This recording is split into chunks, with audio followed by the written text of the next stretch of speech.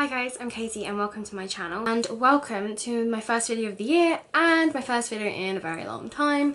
I apologise. So in this video I wanted to talk about my to be reads for the year, actually, not of January.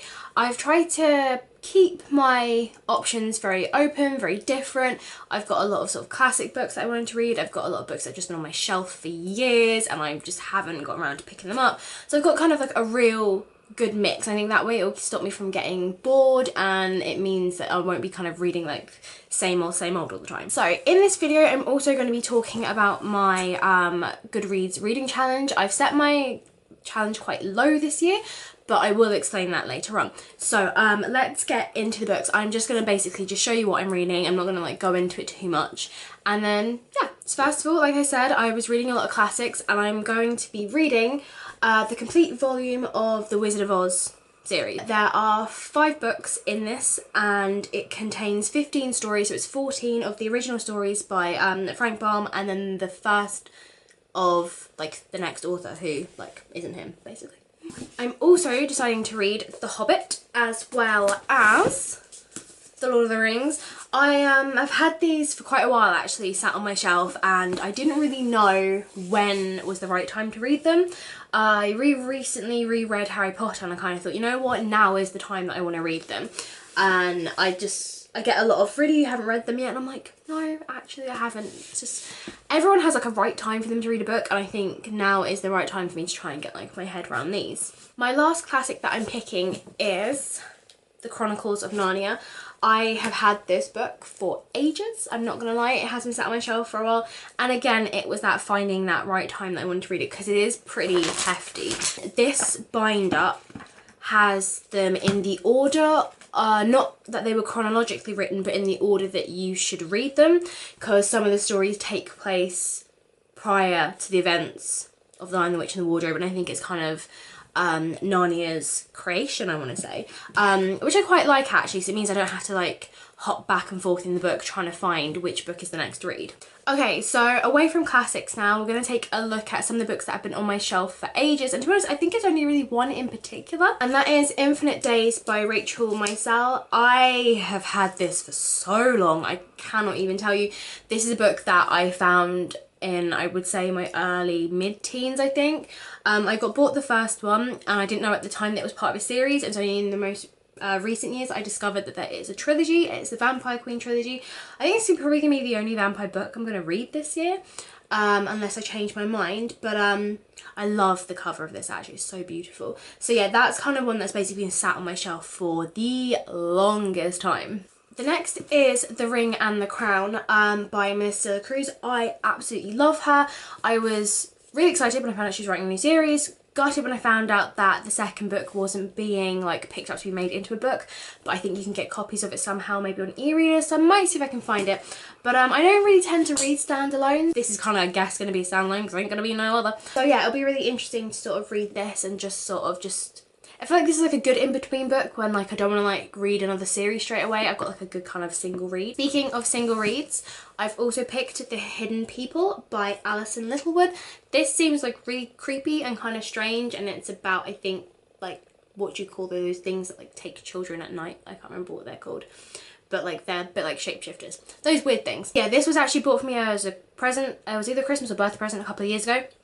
And it's been on my shelf for a couple of years, I'll probably say like a year and a half. I kind of thought, you know what, let's read this. The last standalone book I have is The Curse of the Stars. This has been on my Goodreads book list shelf thing for quite a while. It was kind of filed under You Intrigue Me and To Investigate More, and this is by Kristen White. I put this on my wish list actually this year for Christmas because I kind of thought, you know what, it's been sat there forever, it's a standalone, this sounds really cool, and it has a bit of sort of Egyptian kind of twist and flair in it, and I love that sort of thing, and it just seems really different to a lot of stuff I've been reading recently, so I kind of thought, let's give that a go. Okay, so moving on to more recent books, I have picked Rebel of the Sands trilogy by Elwyn Hamilton. The final one is coming out this year, so I kind of thought I would pick this up. I mean, oh my god, look how gorgeous that cover is. Can we just take a second just to really love that. Yeah, so the third and final one is coming out this year, so I kind of thought, you know what, I'm going to go ahead and read this. It just seems really cool, and again, a little bit different to what I read, But I don't know, there's just something about it just really like sort of, was it Waterstones that spoke to me. And the last book that I picked, which is another recent one, is The Sin Eater's Daughter by Melinda Salisbury. I love this cover, it's so cool. All three are out now. The last one came out, The Scarecrow Queen, I want to say, came out last year. So I thought I would go ahead and read these. They seem like really different, and I can't work out if it's a continuation story or kind of like set in the same place, but they all kind of have ties to each other, which seem really cool. But yeah, it just seems really it reminds me actually of a book I read, was it last year or the year before? It reminds me of the Graceling trilogy by Kristen Cashore. I don't know why, but it's kind of like that sci-fi fantasy, but not like magic-y. I don't know. I know where I'm going with this. But yeah, it just seemed like a really cool read. Again, this was another one that spoke to me in Waterstones. I don't often just on a whim just like pick up a book and just like buy it. I tend to research the heck out of it and find out what it's about and get some reviews on it. So yeah, that for me was a first. Those two books, yeah, were a real kind of like, you speak to me. So those are my reads for this year. There's about 21, 22 books I think on my to be read shelf this year. I have started kind of thinking about what I want to read for Christmas, but I don't actually own those books yet. But they're just like cute little short stories. I don't really read like Christmas themed books, as it were, so that's about as Christmas I'm going to get. I've also been thinking about what I want to read in October, because I might maybe read something a bit more, not Halloween themed, but a bit more kind of, ooh, scary. Not really sure yet.